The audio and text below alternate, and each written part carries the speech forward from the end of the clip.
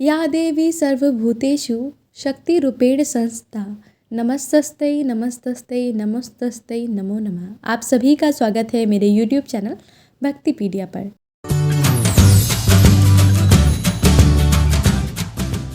आज के इस वीडियो में आप रसपान करने वाले हैं गुप्त नवरात्रि की तीसरी महाविद्या माता त्रिपुर सुंदरी की कथा के बारे में। अनुपम सौंदर्य, भक्तों को अभय प्रदान करने वाली, यौवन युक्त और तीनों लोकों में विराजमान देवी त्रिपुर सुंदरी कई नामों से ख्यात हैं। इनको ही राज राजेश्वरी, बाला, ललिता, मीनाक्षी, शताक्षी, कामेश्वरी कहा जाता है।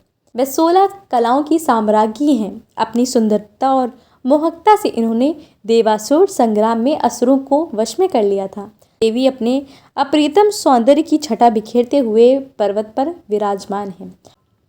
असुर मोहित हो जाते हैं। वे शुंभ निशुंभ से कहते हैं कि आपके पास समस्त संपत्ति है, निधियां हैं। यदि यह स्त्री रूपी निधि भी आपको मिल जाए तो आप धन्य हो जाएंगे। बारी बारी से चंडमुंड देवी के पास पहुंचते हैं। देवी से कहते हैं कि आप शुंभ और निशुंभ में से किसी का वरण कर लो। देवी कहती हैं, मैंने तय किया है कि जो मुझे युद्ध में परास्त कर देगा मैं उसी का वरण करूंगी। कालांतर में देवी से युद्ध होता है। चंडमुंड और शुंभ निशुंभ का वध होता है। त्रिपुर सुंदरी कमला ही है। भगवती 16 प्रकार की कलाओं, 16 प्रकार की मनोकामनाओं और 16 माताओं की प्रतीक हैं। त्रिपुर सुंदरी की आराधना से कमला नाम से विख्यात 10वीं महाविद्या धन की अधिष्ठात्री हुई। उनको श्री की उपाधि मिली। श्री यंत्र जो यंत्र शिरोमणि हैं। त्रिपुर सुंदरी की आराधना करने वाले भक्त को लौकिक और परलौकिक शक्तियाँ प्राप्त होती हैं। तंत्र शास्त्र में मारण, मोहन, वशीकरण, उच्चाटन की महत्ता है, अर्थात शमन और दमन करने की शक्ति है।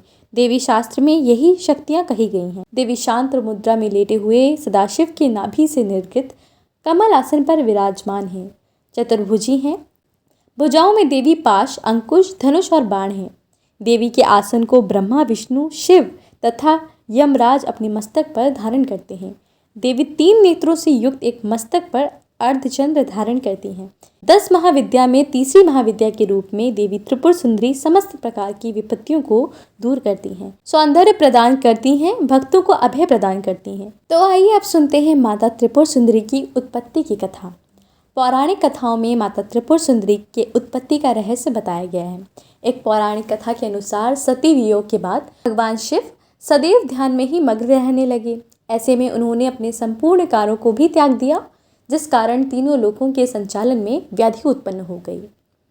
उधर तारकासुर ने ब्रह्मा जी से वरदान प्राप्त किया कि वह सिर्फ शिव के पुत्र द्वारा ही मर सकता है।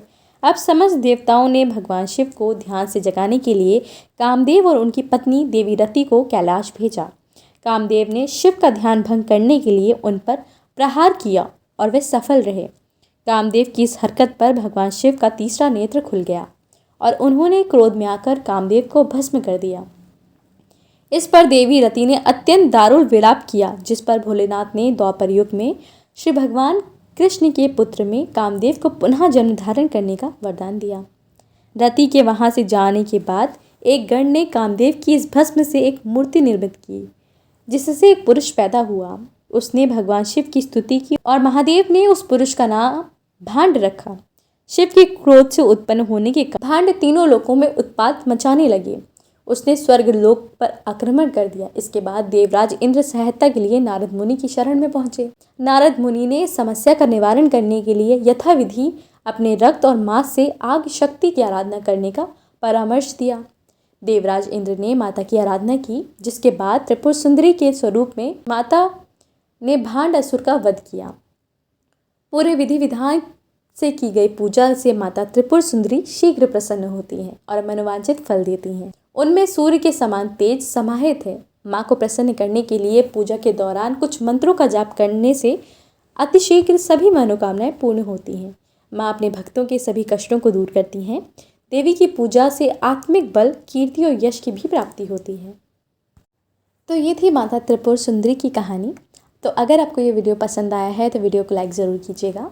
अगर आप मेरे चैनल पे पहली बार आए हैं तो चैनल को भी सब्सक्राइब कीजिएगा और हाँ, कमेंट में माता त्रिपुर सुंदरी की जय लिखना बिल्कुल मत भूलिएगा। आप सभी पर माता कृपा करें। जय माता दी।